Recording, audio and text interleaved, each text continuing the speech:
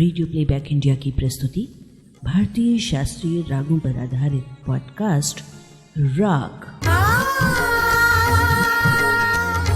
आलेख श्री कृष्ण मोहन मिश्र, प्रस्तुति संज्ञा टंडन।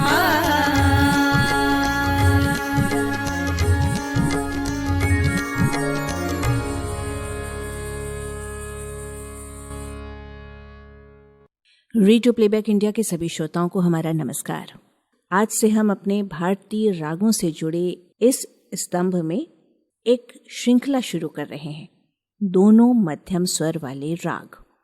इस श्रृंखला में हम भारतीय संगीत के कुछ ऐसे रागों की चर्चा करेंगे जिनमें दोनों मध्यम स्वरों का प्रयोग किया जाता है। संगीत के 7 स्वरों में मध्यम एक महत्वपूर्ण स्वर होता है। हमारे संगीत में मध्यम स्वर के 2 रूप प्रयोग किए जाते हैं। स्वर का पहला रूप शुद्ध मध्यम कहलाता है। 22 श्रुतियों में 10वां श्रुति स्थान शुद्ध मध्यम का होता है। मध्यम का दूसरा रूप तीव्र या विकृत मध्यम कहलाता है, जिसका स्थान 12वीं श्रुति पर होता है। शास्त्रकारों ने रागों के समय निर्धारण के लिए कुछ सिद्धांत निश्चित किए हैं। इन्हीं में से एक सिद्धांत है अर्धदर्शक स्वर। इस सिद्धांत के अनुसार राग का मध्यम स्वर महत्वपूर्ण हो जाता है। अर्धदर्शक स्वर सिद्धांत के अनुसार राग में यदि तीव्र मध्यम स्वर की उपस्थिति हो तो वो राग दिन और रात्रि के पूर्वार्ध में गाया बजाया जाएगा। अर्थात तीव्र मध्यम स्वर वाले राग 12 बजे दिन से रात्रि 12 बजे के बीच ही गाए बजाए जा सकते हैं। इसी प्रकार राग में यदि शुद्धि मध्यम स्वर हो तो वो राग रात्रि 12 बजे से दिन के 12 बजे के बीच का अर्थात उत्तरार्ध का राग माना गया। कुछ राग ऐसे भी हैं जिनमें दोनों मध्यम स्वर प्रयोग होते हैं। इस श्रृंखला में हम ऐसे ही रागों की चर्चा करेंगे। श्रृंखला के पहले अंक में आज हम राग कामोद के स्वरूप की चर्चा कर रहे हैं। कल्याणहि के थाट में दोनों मध्यम लाए, परिवादी संवादी कर तब कामोद सुहाए। संगीत के विद्यार्थियों को राग के ढांचे का परिचय देने के उद्देश्य से इस दोहे का प्रयोग किया जाता है। इसके साथ ही राग के स्वरों की जानकारी लक्षण गीत के माध्यम से भी दी जाती है। कल्याण थाट और कल्याण अंग से संचालित होने वाले इस राग को कुछ गायक प्राचीन ग्रंथकारों के आधार पर बिलावल थाट के अंतर्गत भी मानते हैं। औडव संपूर्ण जाति के इस राग के आरोह में गांधार और निषाद स्वर का प्रयोग नहीं किया जाता। तीव्र मध्यम का अल्प प्रयोग केवल आरोह में पंचम के साथ और शुद्ध मध्यम का प्रयोग आरोह और अवरोह दोनों में किया जाता है। इस राग का वादी स्वर पंचम और संवादी स्वर ऋषभ होता है। राग कामोद के आरोह के स्वर हैं सा रे प म तीव्र, प ध प नी ध सा, और अवरोह के स्वर हैं सा नी ध प म तीव्र, प ध प ग म शुद्ध, रे सा। राग वर्गीकरण के प्राचीन सिद्धांत के अनुसार राग कामोद को राग दीपक की पत्नी माना जाता है। इस राग का गायन वादन 5वें प्रहर अर्थात रात्रि के प्रथम प्रहर में किया जाता है।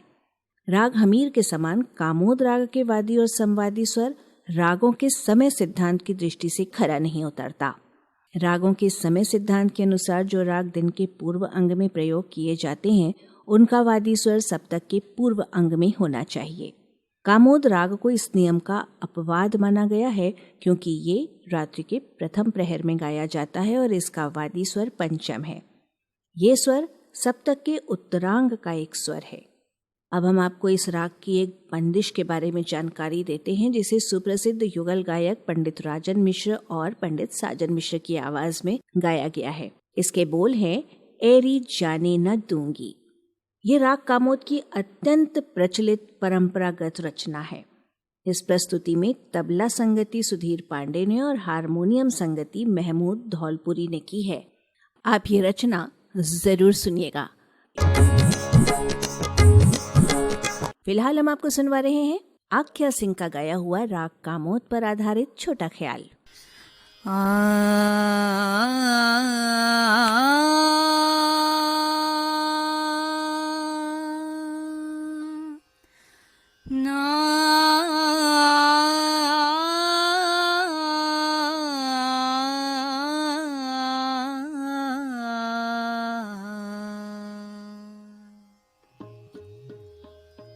कारे जाने न दूंगी, कारे जाने न दूंगी, एरी माई अपने बलम को नैनन में कर राखो पलकन मूंद मूंद, कारे जाने न दूंगी, कारे जाने न दूंगी।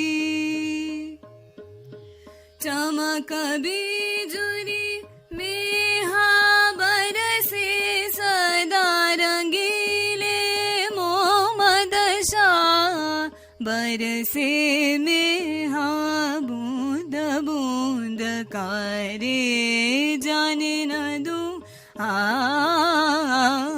कारे जाने न दूं, कारे जाने न दूं, कारे जाने न दूं, कारे जाने न दूं, कारे जाने न दूंगी, कारे जाने न दूंगी, एरी माई अपने बलम को नैनन में कर राखो पलकन मूंद मूंद, कारे जाने न दूं, कारे जाने न दूं, कारे जाने न दूंगी। श्रृंगार रस की अभिव्यक्ति के लिए कामोद आदर्श राग है। इस राग में ऋषभ पंचम स्वरों की संगति अधिक होती है। ऋषभ से पंचम को जाते समय सर्वप्रथम मध्य के मीण युक्त झटके के साथ ऋषभ स्वर पर आते हैं और फिर पंचम को जाते हैं। ये ध्यान रखना चाहिए कि इस प्रक्रिया में पंचम के साथ ऋषभ की संगति कभी ना हो। राग हमीर और केदार के समान राग कामोद में भी कभी कभी कोमल निषाद का प्रयोग अवरोह में राग की रंजकता बढ़ाने के लिए किया जाता है। राग कामोद में गांधार का प्रयोग कभी भी सपाट नहीं बल्कि वक्र प्रयोग होता है। राग हमीर और केदार इसके सम प्रकृति राग हैं। इन रागों की चर्चा हम इसी श्रृंखला के आगामी अंकों में करेंगे। हमने आपको छोटा ख्याल सुनाने से पहले पंडित राजन मिश्र और साजन मिश्र की एक बंदिश के बारे में जानकारी दी थी। अब हम आपको बताना चाहते हैं कि उसी बंदिश का उपयोग फिल्म में भी हुआ है। जी हाँ, सुप्रसिद्ध साहित्यकार भगवती चरण वर्मा के चर्चित कथानक चित्रलेखा पर आधारित 1964 में इसी नाम से एक फिल्म बनी थी जिसमें ये बंदिश शामिल की गई थी। फिल्म के गीतकार साहिल लुधियानवी हैं जिन्होंने राग कामोद की मूल पारंपरिक रचना बंदिश की स्थाई के शब्दों को यथावत रखते हुए अंतरों में परिवर्तन किया है। फिल्म में ये गीत लता मंगेशकर ने रोशन के संगीत निर्देशन में गाया था। संगीतकार रोशन ने भी साहिर का ये गीत राग कामोद के स्वरों में संगीतबद्ध किया है।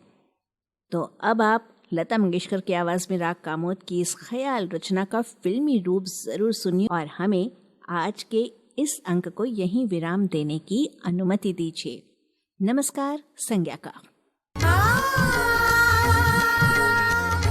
दोनों मध्यम स्वर वाले राग श्रृंखला की दूसरी कड़ी में अगले हफ्ते हम आएंगे राग केदार की बातों के साथ।